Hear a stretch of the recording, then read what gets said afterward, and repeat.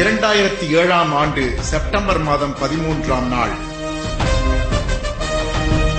மேதகு ஜனாதிபதி அவர்கள் திரு மணிசங்கர் ஐயர் அவர்களுக்கு சிறந்த நாடாளுமன்ற உறுப்பினர் விருதை அளித்து கௌரவித்தார்.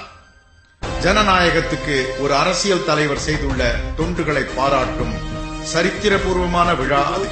This very hall that the Constitution of India was laboriously, painfully but enrichingly written. Shri Manishankar Iyer has been an energetic spokesman of the third tier of democracy. In this first tier, reminding us that decentralization of power and development is essential for the success of our democracy. Shri Manishankar Iyer, a friend and colleague of many years standing, is a parliamentarian who is a powerful orator whose skills of eloquence have been appreciated within the country and abroad. திருவையாறுக்கு அருகாமையில் உள்ள கார்குடி கிராமத்தைச் சார்ந்த திரு we Shankar ஐயருக்கும் அவரது துணைவியார் திருமதி பாக்யலட்சுமி அம்மாளுக்கும் லாகூர் நகரில் 1941ஆம் ஆண்டு ஏப்ரல் மாதம் 10ஆம் நாள் மணிசங்கர் பிறந்தார்.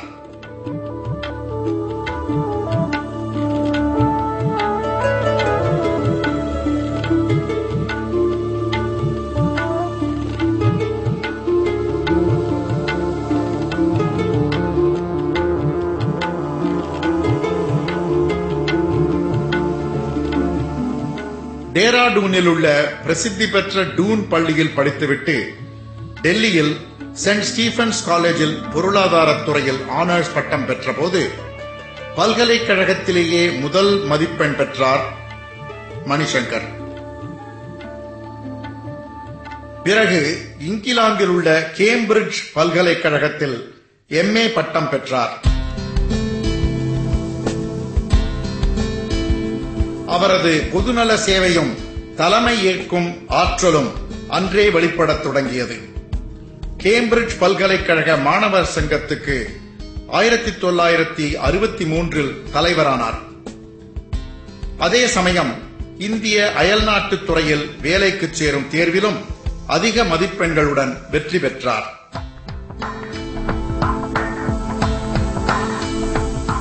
ஐரோப்பாவில் பிரசல்ஸ் நகரத்தில் உள்ள இந்திய தூதரகத்தில் மணிசங்கர் ஐயர் வேலைக்கு சேர்ந்தார். பிறகு இந்திய அரசு அவரை வியட்நாம் நாட்டில் போர் நடந்து கொண்டிருந்த காலத்தில் அங்குள்ள இந்திய தூதரகத்துக்கு மாற்றியது. மீண்டும் பிரசல்ஸ் நகரத்தில் உள்ள ஐரோப்பிய யூனியனுக்கு மாற்றப்பட்டார். தொடர்ந்து ஈராக் நாட்டில் பாக்தாத் நகருக்கு அனுப்பப்பட்டார்.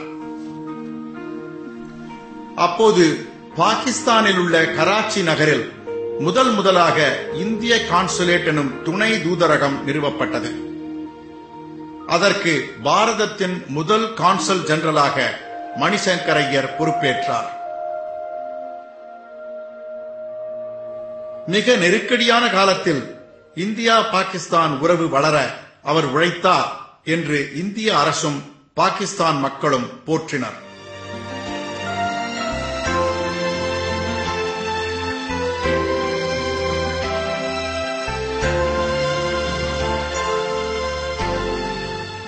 ஆயிரத்து 1983ஆம் ஆண்டு அணிசேரா நாடுகளின் கூட்டம் திருமதி இந்திரா காந்தி தலைமையில் டெல்லியில் நடைபெற்ற போது அந்த கூட்டத்தின் அறிவிப்பாளராக மணிசங்கர் ஐயர் நியமிக்கப்பட்டதும் அவர் புகழ் உலகெங்கிலும் ஓங்கியது.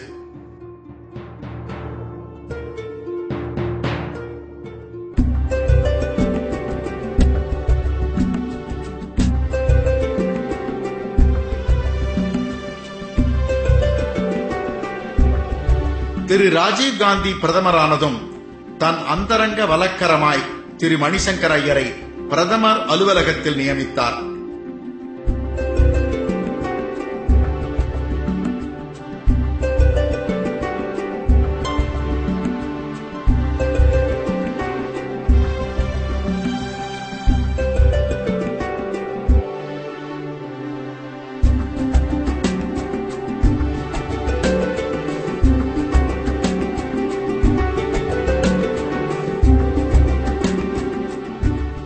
4 வருடங்கள் இளமையும் திறமையும் ஒருங்கிணைந்த தலைவர் ராஜீவ்காந்தியுடன் இணைந்து செயல்பட்டதால் அவர் மணிசங்கர் ஐயரை அரசியலுக்கு வலை போட்டு சேர்த்துக் கொண்டார்.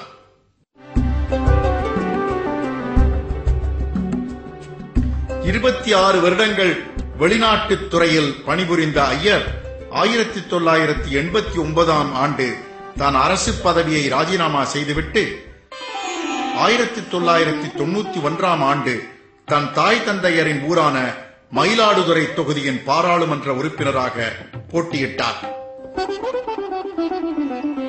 மணிசங்கர் ஐயருக்கு எடுத்தவுடனேயே மயிலாடுதுறை மக்களின் வரவேற்பு அற்புதமாயிருந்தது. 1.5 லட்சம் வாக்குகள் வித்தியாசத்தில் அவர் வெற்றி பெற்றார்.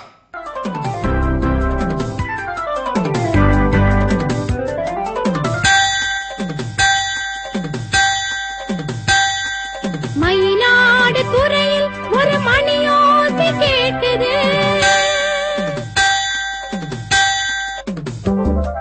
மயிலாடுதுறையில் ஒரு மணியோசை கேட்டது.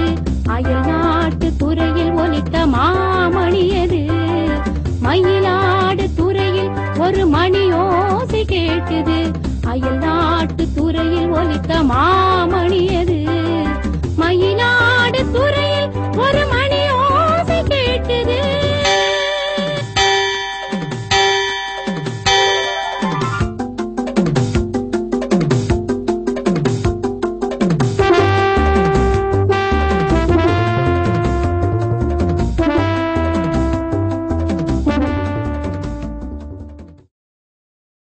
ஆயிரத்தி 1996, 98 ஆகிய 2 தேர்தல்களிலும் அவர் தோல்வி கண்டார். எனினும் தன் அன்புக்குரிய மயிலாடுதுறையை மறக்கவே இல்லை. மயிலாடுதுறை மக்களை அடிக்கடி சந்தித்து அவர்கள் குறைகளை ஆராய்ந்து ஆவண செய்து மக்கள் மனதில் அழியா இடம் பெற்றார். ஆகவே 1999ஆம் ஆண்டு தேர்தலில் மீண்டும் மணிசங்கர் ஐயரையே மயிலாடுதுறை தொகுதி மக்கள் தங்கள் பிரதிநிதியாக நாடாளுமன்றத்திற்கு அனுப்பி வைத்தனர்.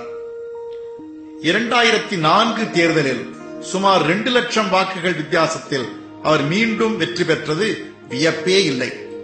இந்த 18 ஆண்டுகளில் 3 ஆண்டுகள் தவிர 15 ஆண்டுகள் மணிசங்கர் ஐயரே மயிலாடுதுறை நாடாளுமன்ற உறுப்பினராக திகழ்ந்திருக்கிறார். அவர் முதலில் இந்த தொகுதி வேட்பாளராக வந்தபோது பிறந்த ஒவ்வொரு குழந்தையும் இந்த 2009ஆம் ஆண்டு தேர்தலில் வாக்காளர்களாக சேர்ந்திருப்பர். ஒரு தலைமுறை முழுவதும் மணிசங்கர் ஐயரையே தங்கள் பிரதிநிதியாக ஏற்று